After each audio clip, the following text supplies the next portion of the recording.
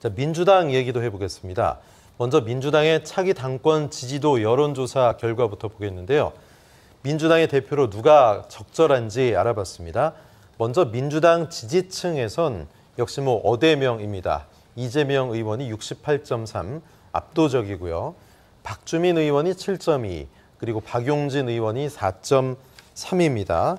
그리고 김민석 의원, 강훈식, 강병원 의원 순인데요. 좀 재미있는 것이 민주당 지지층에서는 박용진 의원보다 박주민 의원의 지지도가 상대적으로 높아서 2등이다. 그렇다면 국민 상대로 한 여론조사는 어떨까요? 자, 여기서는 이제 30.9%로 이재명 의원의 지지율이 가장 높습니다만 역시 민주당 지지층에 비해서는 좀 떨어지고요. 2위가 바뀝니다. 박용진 의원 11%, 3위가 박주민 의원, 그리고 김민석, 강훈식, 강병원 의원 순입니다. 자, 어쨌든 두 여론조사 모두 어차피 나오면 대표는 이재명 의원이 된다. 이게 지금 기류가 확인되고 있는데요. 일단은 후보 등록이 18일 마감입니다. 17일 시작되죠.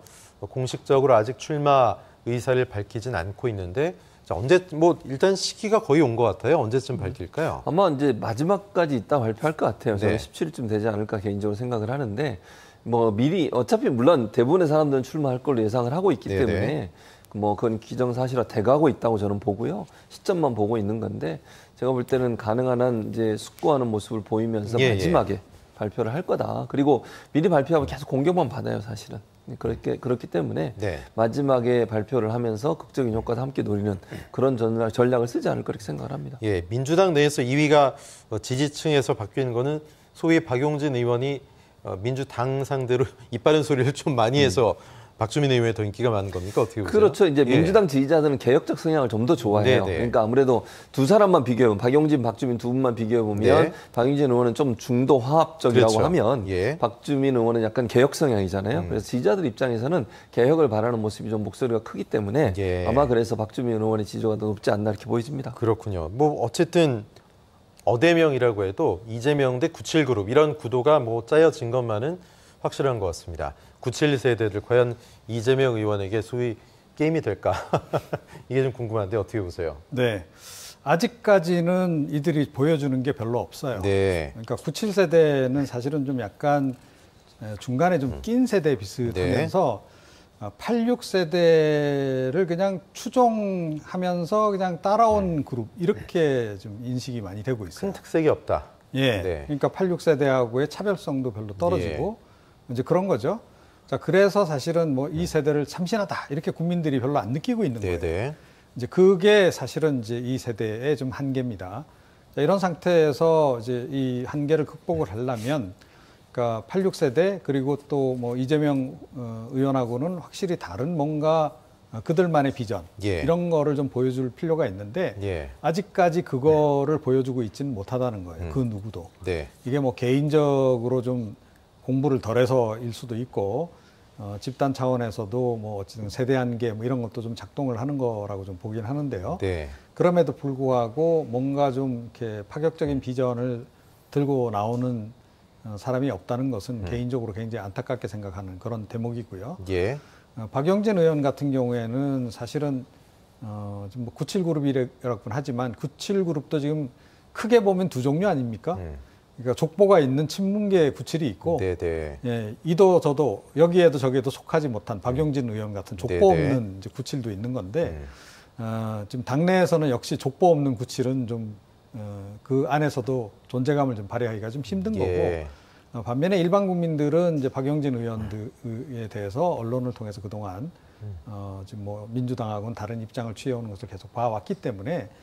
그래서 이제 가능성을 좀 높게 이제 보는 이제 그런 거다라고 저는 생각을 하고요. 본인이 대선 출마한다는 얘기도 예전에 했었고요. 네, 그렇습니다. 그래서 대략은 일단은 이제 일단 경선 국면으로 들어가서 이제 중반 정도까지는 아마 97그룹 중에서 친문계들은 후보 단일화를 차곡차곡 단계적으로 해나갈 가능성이 높습니다. 그래서 한 명을 아마 이제 내세울 거고요.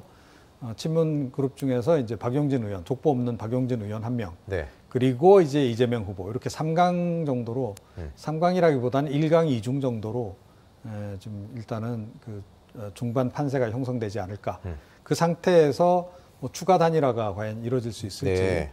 또 내지는 뭐 2위인 후보가 갑자기 뭔가 좀 국민의 눈길을 끌만한 비전을 제시하면서 치고 올라올지, 이거는 좀 지켜봐야 되는데, 저는 뭐 치고 올라올 가능성도 뭐 없잖아 있다라고 저는 봐요. 네. 그동안에 뭐 우리 전당대회나 또 대통령 대선 경선 과정에서 각 당에 그런 이변 비슷한 상황들이 많이 좀 벌어지지 않았습니까? 네. 그랬던 바가 있기 때문에 박용진 의원 같은 경우에 특히 하기에 따라서는 지금보다는 지지율을 좀 많이 끌어올릴 그런 잠재력은 좀 있다 이렇게 생각을 합니다. 예, 이제 이재명 의원을 향한 소위 비명계 그룹, 비명계 후보들의 견제가 강화되고 있죠. 그들이 얘기하는 게 사법 리스크입니다. 이재명 의원 입장에서도 뭐 뼈아픈 부분일 수 있는데 이게 과연 실제로 당을 위기에 처하게 할 수도 있다. 이거 어떻게 보십니까? 네, 이거는 이제 어찌됐건 검찰 수사가 진행되고 있잖아요. 네. 이재명 의원 관련해서 여러 가지 의혹들, 뭐 대장동 관련 것까지 다 포함해서 이제 그 수사 관련해서 뭔가 이제 좀 확실한 증거가 나오고 그래서 검찰에서 예를 들어 뭐 기소를 한다든지 이런 상황을 맡게 되면 사실은 이번에 대표 경선에 출마하더라도 중도 탈락할 수도 있는 겁니다. 중간에 이제 사실은 후보 사퇴를 해야 되는 상황이 올 수도 있는 거죠. 네, 뭐 큰 게 나오면요. 그렇죠? 네, 그렇습니다. 그래서 이제 그런 리스크를 이야기를 하는 거죠. 다른 후보들이. 더군다나 또 만약에 또 대표가 되고 난 이후에 그게 이제 뭐 사법적으로 처리가 되고 재판 결과가 예를 들어 확정되는 과정에서 유죄 판결이 나오고 이러면 그때 역시 또 대표직을 중도에서 그만둬야 되는 상황이 벌어지는데 그렇게 되면 그건 또 다른 이제 위기를 이제 유발하는 거 아니겠습니까? 지금 이준석 대표도 좀 그 비슷한 상황이라고 이제 봐야 되는 건데 그런 상황들에 대해서 이제 미리 이야기를 하면서 그런 리스크를 줄이려면 우리처럼 좀 그런 흠결이 덜한 사람을 뽑아야 합니다. 이런 얘기를 지금 하고 있는 거죠. 알겠습니다. 자, 그런 가운데 박지현 전 비대위원장이 오늘 우상호 비대위원장을 만났습니다. 뭐 조찬 모임을 했죠. 우 위원장이 당권 도전을 좀 말렸다 이런 얘기 나오고 있는데 뭐 웃으면서 뭐 기자들 앞에 섰긴 했고요. 박지현 위원장은 계속 후보 등록을 하고 출마하겠다는 입장. 과연 민주당 지도부 우 비대위원장이 일단은 안 된다고 했는데 다시 재논의를 할 여지가 있을지 모르겠습니다. 어떻게 보세요, 최 교수님? 그럴 가능성 없습니다. 없습니까? 저는 개인적으로 생각합니다. 네네. 왜냐하면 이미 결정난 사항이고요. 예외 조항을 저는 박지원 의원 전 비대위원장께 젊은 정치인이시고 원칙을 중요시하시는 분이잖아요. 그러니까 본인에게 예외 조항을 자꾸 적용해 달라고 몇 번, 두 번이나 지금 그렇게 말씀을 하시는 거잖아요. 그거 자체가 저는 본인의 앞으로의 정치 생활에 부정적이라고 생각해요. 그러니까 원칙은 받아들이고 그리고 본인이 또 다른 도전을 하면 되잖아요. 이번 대표 도전을 꼭 해야만 되는 특별한 이유가 있다고 저는 보지 않아요. 그리고 본인은 앞으로 정치를 충분히 할 수 있잖아요. 민주당 당원이시고 또 정말 뭐 처음부터 시작해서 또 도전할 수도 있는 것이고 이렇기 때문에 이번에 당대표 안 나가면 뭔가 그냥 모든 게 다 끝나는 것처럼 생각하시는 건 저는 잘못이고 그걸 또 우상호 비대위원장이 이미 두 번이나 비대위에서 결정하고 확인한 것을 다시 뒤집어가지고 기회를 준다. 그럴 가능성은 거의 없어요.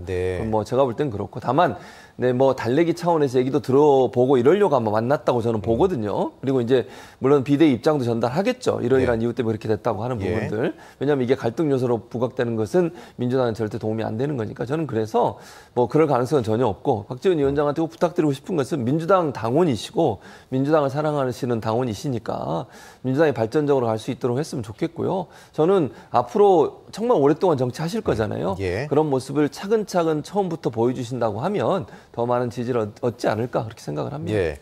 박지현 위원장 입장에서는 뭐 우비대 위원장 만났으니까 뭐 희망 고문이라고 느낄 수도 있을 것 같아요. 좀 가능성이 있다고 볼까요? 왜 자꾸 대표직에 집착을 할까요? 가능성이 없다는 거를 알죠.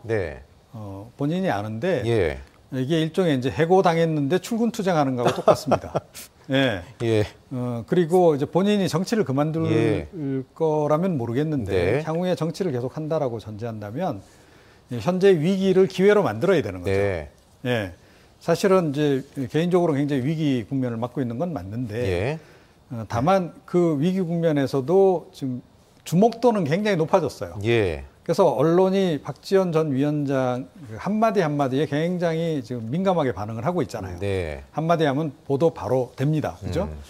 자, 이런 것은 뒤집어 생각하면 엄청난 또 기회이기도 한 거예요. 네. 그러니까 간단하게 얘기해서 자기 정치를 할 수 있는 굉장히 좋은 기회죠. 그래서 이번에 설령 이제 전당대회 리그에 들어가지 못하더라도 향후 다른 리그, 그러니까 차기 전당대회도 있는 거 아니겠습니까? 네.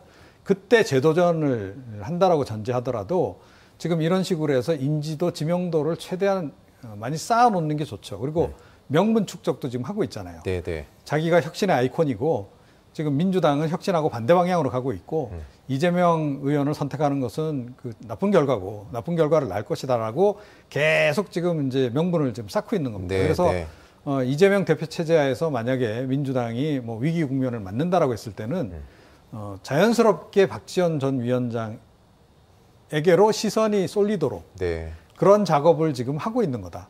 제가 만약에 박지원 전 위원장의 책사라 하더라도 지금 이런 식으로 하라고 아마 조언을 할 것 같습니다. 네. 알겠습니다. 자, 두 분과의 말씀 여기까지 나누겠습니다. 이종훈 평론가, 최진봉 교수님 고맙습니다. 네.